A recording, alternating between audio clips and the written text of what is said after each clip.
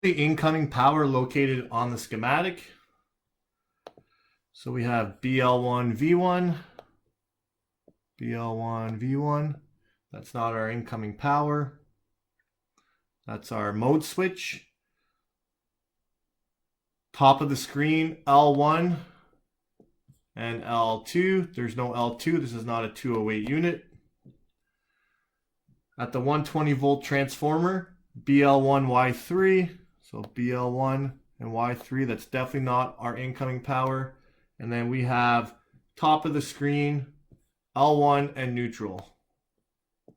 This is our incoming power. This is where it's coming off of the plug onto the terminal block. What is the load being isolated and troubleshooting in this video? So the main load that we were looking for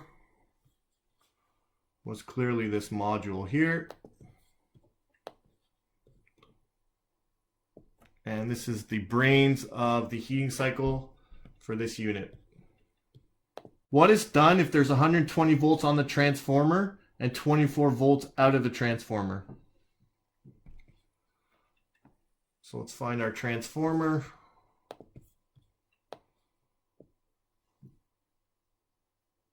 So if we have 120 in, 24 out. So if we have 120 in, troubleshoot upstream. Definitely not going to be doing that because we have 120 here, so we can rule all this out.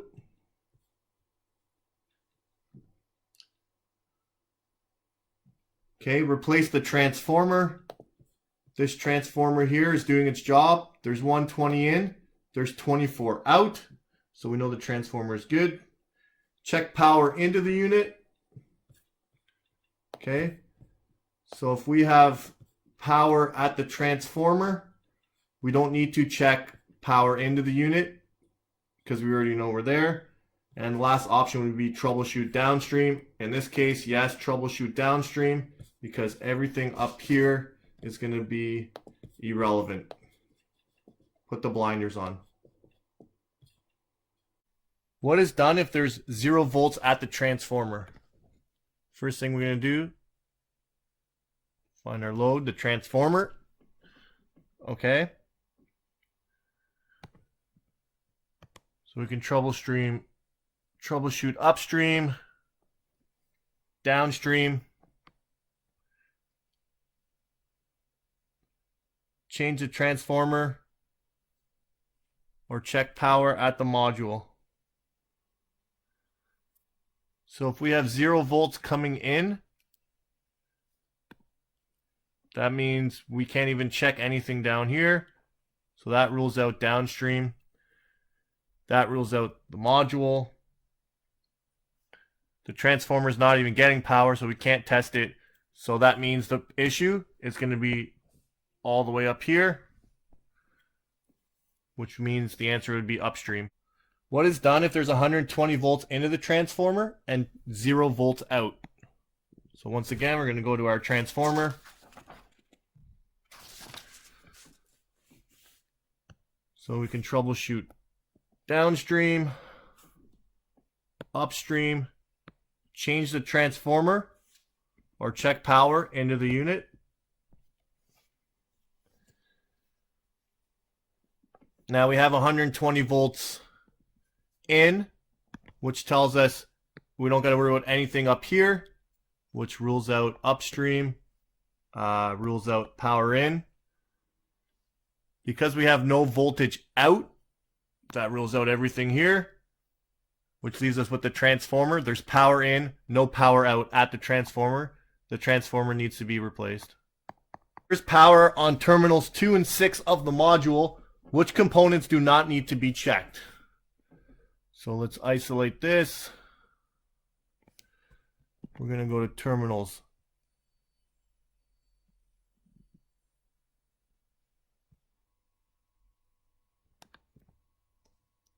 2 and terminal W5.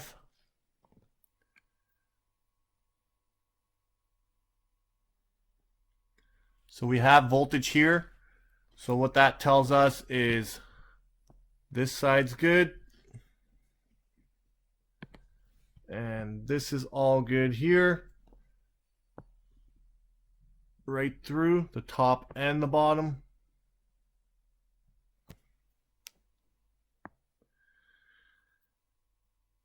Therefore, we know for sure our centrifugal switch is good, our thermostat relay is good, our gas switch is good, our door switch is good, and our relay.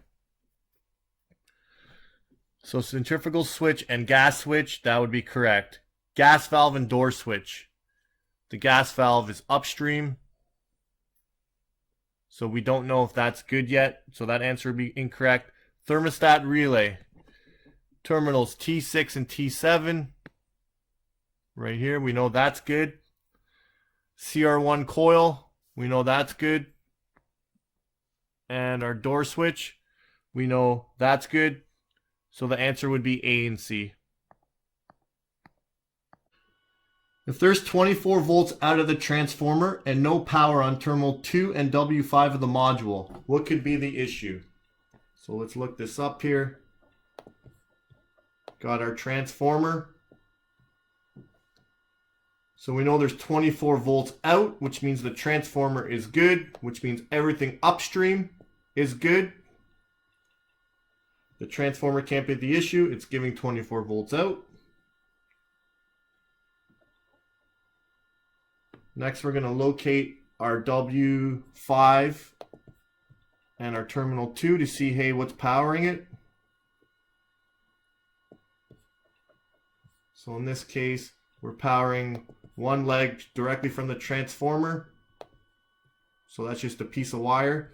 And then what's powering terminal 2? We're coming through our relay switch here for our door switch. Then our gas switch. Then our thermostat relay. And then our centrifugal switch.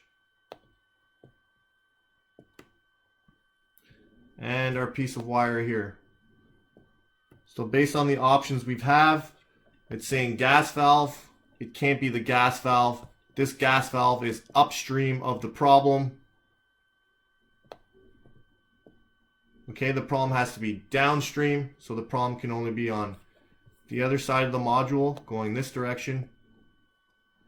So the only option here that would be viable would be the gas switch is bad. We know the module's not bad because there's no power on 2 and 5. Okay, what gives direct power to CR1 coil? So let's find where that is. My CR1 coil is right here.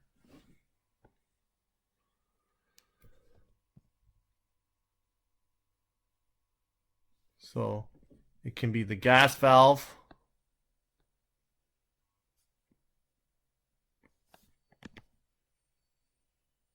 The gas valve is not hooked up directly to it. We can rule that out. The gas switch, which is here, it's definitely not anywhere near that. The transformer, which is here, it is wired into it. If we follow this line, follow this one down, it does reach it, but it's not connected directly into it. What's giving it direct power is right here, this door switch. It's a straight shot right here. What gives direct power to the gas valve main valve terminal? So we're going to locate our module. We're going to locate our loads that we're looking for. So our main valve is right here.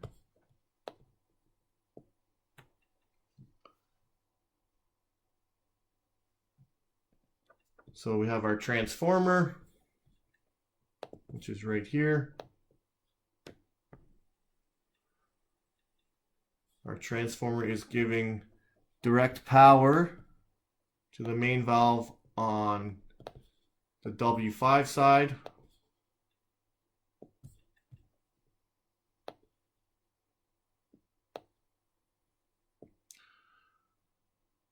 However, it's not giving direct power on the transformer side of the red side because as we can see, we're going through all these switches before we're even getting close to it. 1, 2, 3, and then the module 4. So we can rule that one out. Terminal 2 on the module, which is located right here.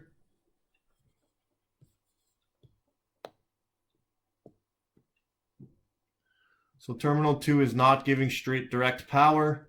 Direct power is coming right here off of terminal 3, as we can see. So that's direct power. That's what's directly feeding it. So the answer would be terminal 3. What gives direct power to the gas valve pilot valve? So let's go locate that load. Our pilot valve is right here. So let's do our blue side. We're coming through here, up through here, straight shot to the transformer. So the only thing that could be bad here is a bad wire.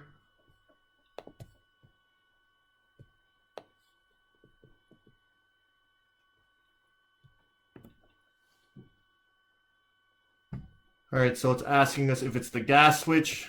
The gas switch is all the way here. No, that's not a direct shot to our pilot valve. Terminal 3 on the module, if we locate terminal 3 is for the main valve. That would be incorrect.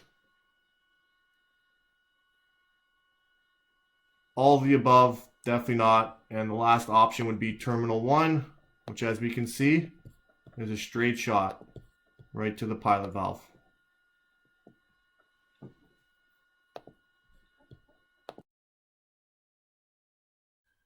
What is connected to terminal 4 on the module?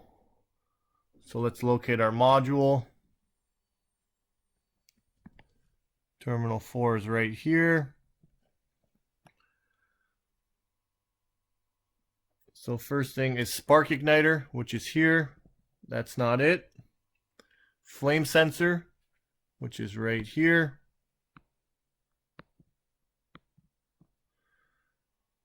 The gas valve, which is hooked up to terminal 3.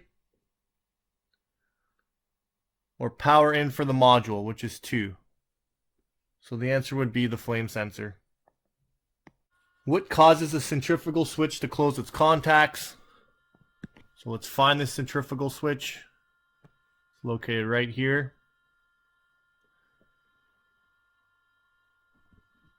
So for a centrifugal switch, all it does is it checks the rotation of the motor.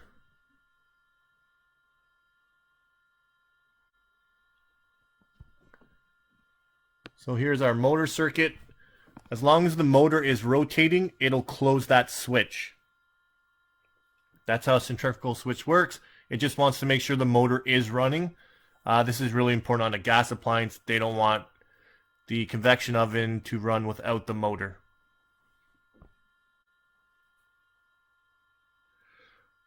How many volts come out of the spark igniter?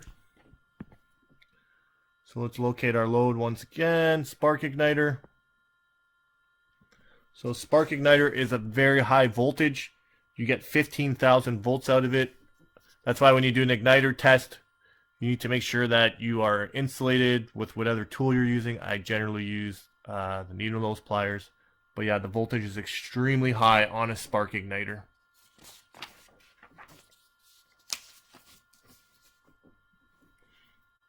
How long is trial for ignition? So on this oven, you will get 50 seconds for trial for ignition. The answer would be B. How many amps need to be generated by the flame sensor so that it can be detected by the module? So let's break this down. Let's go to find our module. Module's here, and we have the flame sensor on pin 4. Right here is how they've drawn the flame sensor. So 120 volts, no, it's got to be amperage. 3 amps, no. 5 microamps, no. 3 microamps would be the answer. So if we don't get 3 microamps, the flame is not sensed and it would go into lockout. Now this will change for every unit. Some units are 5 microamps, some are 1 amp. It just changes per unit.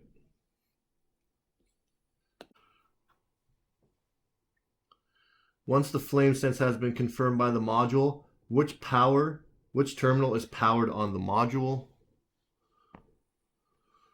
So we're going to come here again. Here's our module.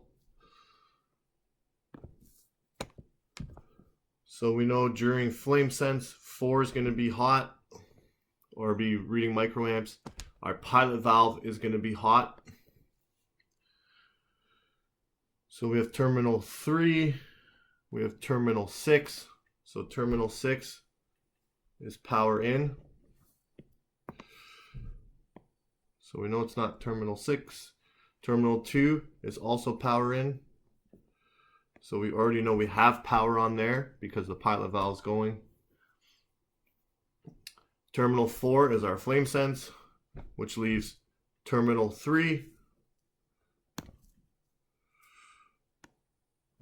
right here, and this one is going to our main valve. So as soon as we get flame sense, 3 microamps, we're going to power up terminal 3, which is going to power up our main valve and our oven ready light.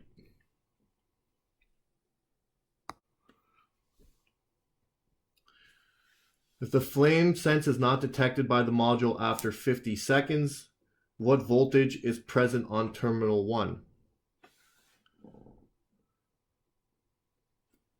So let's go back to our module. So we're asking on number 1,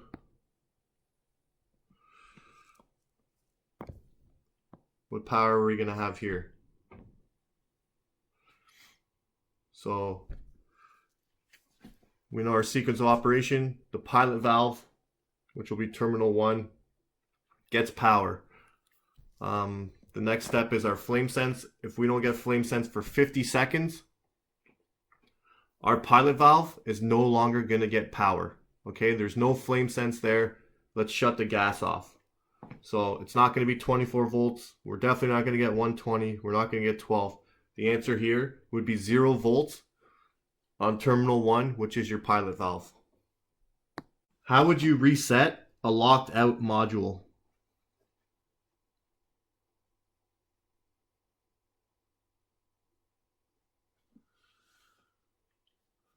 So let's go back to our module. So our power in's on pin 2, right here. So if we remove power from terminal 2 of the module,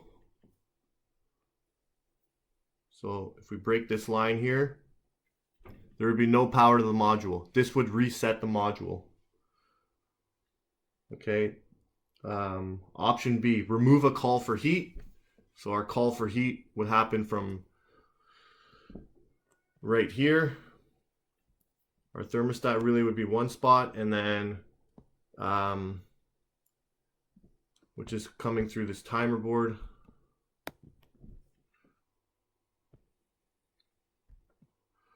So if we remove power, if we don't have a call for heat, that means this whole line here, there would be no power. So that's the same as removing it from terminal 2. So that's the same.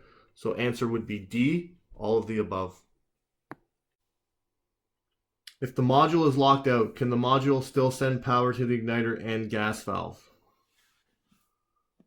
So we're locked out, which means we still have power on number 2. Okay, so as we know, the first sequence, once we have power number 2, we should have power to the sparker, and then we should have power to terminal 1. So the options are yes, no.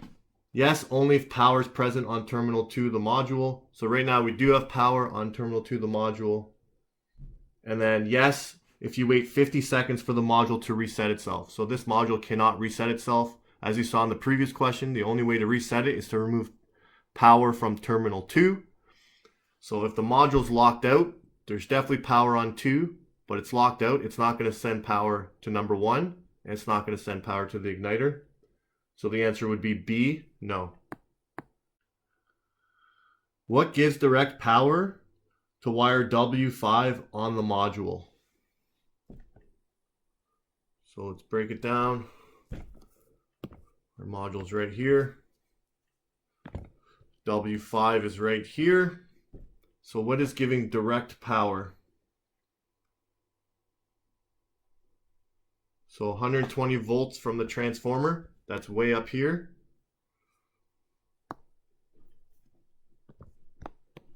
That's definitely not giving direct power because it still has to come through the transformer, then come down. The next option would be ground. The ground's right here. That's definitely not giving direct power. Terminal 10 of the transformer or terminal 6 of the transformer. So as we can see, power is coming up through here, coming across here. So it's coming right to terminal 10. So the answer would be C, terminal 10. What would happen if the flame sense is lost when the burner is on? So based on the video that shows sequence of operations, the answer can be found there. So option A is pilot valve will get power and pilot will light. B, module locks out. C, the module will go into a 15-second inner purge and retries for ignition. D, power is removed from terminal 2 and the module locks out due to no flame rectification. So if we review that one, so D, power is removed from terminal 2. So if we're locked out, there would still be power here because you're still calling for heat through the thermostat. Your on-off switch is on. Now, if this was just regular flame sense and not with the burner, B would be the option. The module would lock out. But that's not what's happening. It's not during the lighting of the pilot. It's during when the main valve is being powered up. A, pilot valve will get power and power will light. And pilot will light. So it's saying this one will, that'll be the next step if we lose flame rectification. If it's not sensing gas on the burner, it's definitely not going to send power to number 1. Because why would we want, if there's gas in there and we don't sense the flame, that means we have too much gas in the chamber and we could obviously have like an explosion or something like that. So the answer would be C. The module will go into a 15-second inner purge and retries for ignition. So how this one's set up, unlike if there's no flame sense at the pilot, when there's no flame sense on the burner, it'll shut off for 15 seconds and it'll try 5 more times. If it happens 5 more times, it'll lock out. So if you ever have an instance where you see the flame go out before you've reached temperature and then it tries for ignition again, you know the problem's not with the pilot. You know the problem's going to be with the main gas valve. And you would look in that area to see, hey, is there a short somewhere? Or is my flame sensor dropping out? Is my module dropping out? So the main valve losing the flame is different from the pilot valve losing the flame. You get 5 attempts and there's a 15-second attempt, a 15-second inner purge so that we can clear all the gas out of the chamber. If the module is not locked out as soon as 24 volts is sent to terminal 2 and 5 of the module locks out immediately. What is the issue? So we're not in lockout. We're sending power to 2 and 5.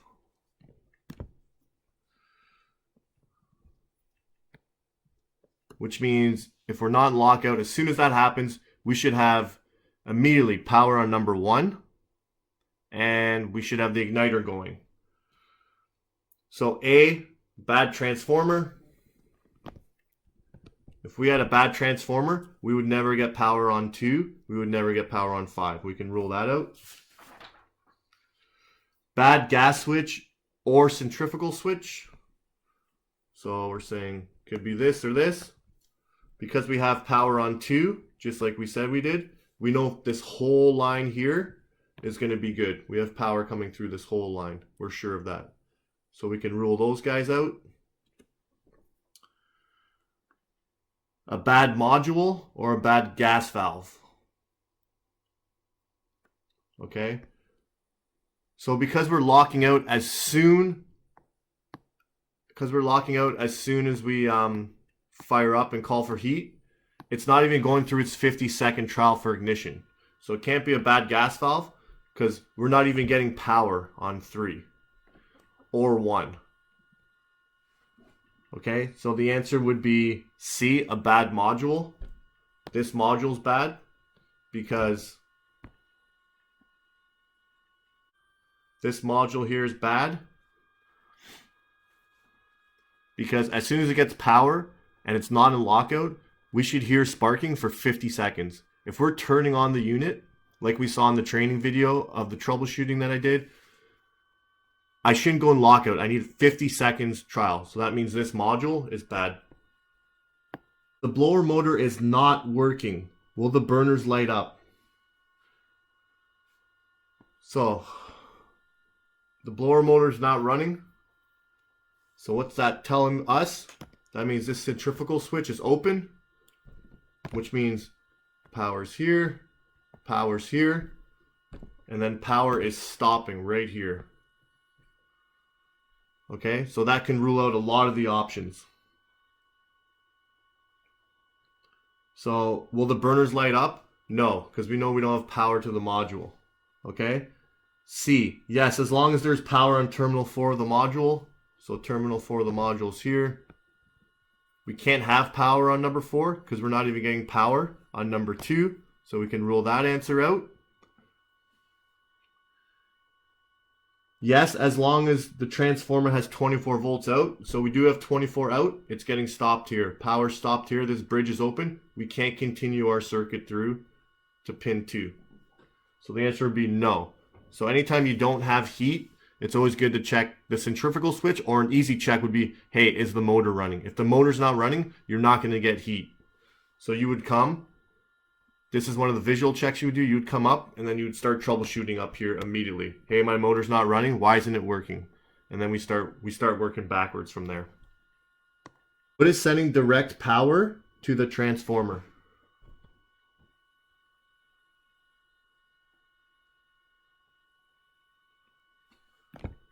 So direct power, which means what's exactly upstream of it. Okay? So L1 in neutral.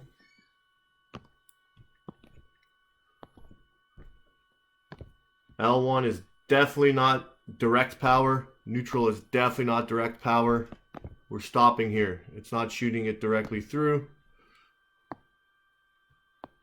We're getting stuck right here. So definitely we can rule that out.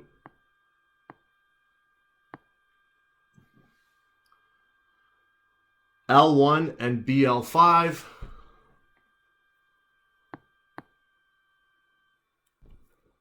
So it's saying L1 and BL5. So L1 is definitely not the answer. BL5 is definitely sending direct power right through. But we don't have this side. Obviously, we need our blue side.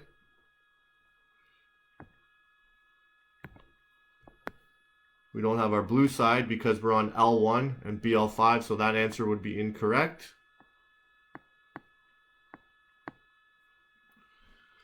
Neutral and Y15. So neutral and Y15. So neutral is definitely not a straight shot. We know that from answer A.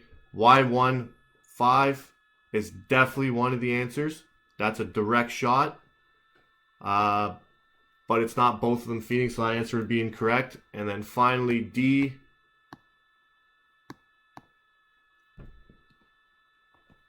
is BL15 and Y15, which there's nothing in line here, and there's nothing in line here, so that would be correct. And then Y15 is a straight shot here, straight shot there. So the answer would be D. Cooling fan, which is also named the axial fan run. So like always, find your load, come on in here. So based on this, so when does this run?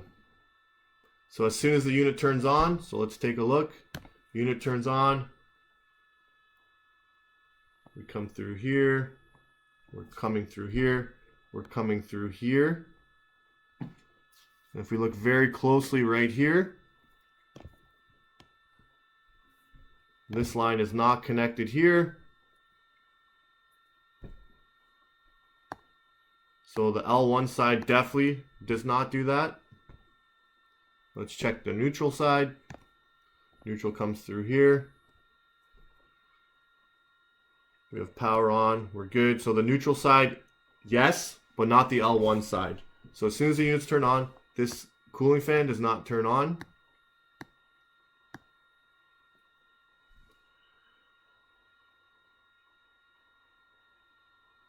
And then C when L1 and N have power. So that's basically the exact same thing. When the units, well, sorry, it's not the same thing because these switches are not activated.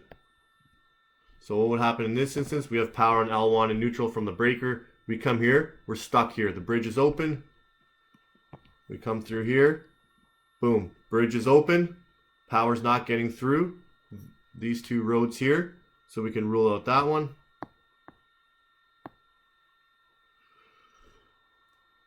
During a call for heat. So during a call for heat, we're going to come through here. Perfect.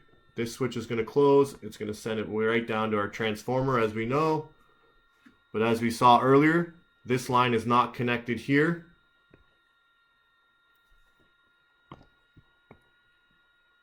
So it's not sending power through.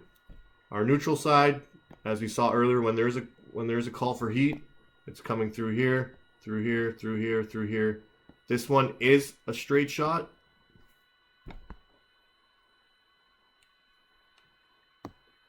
As you can see, it's drawn. It's on the same line here. Whereas on this side,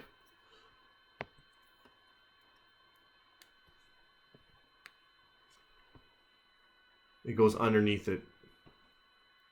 So we can rule out that one.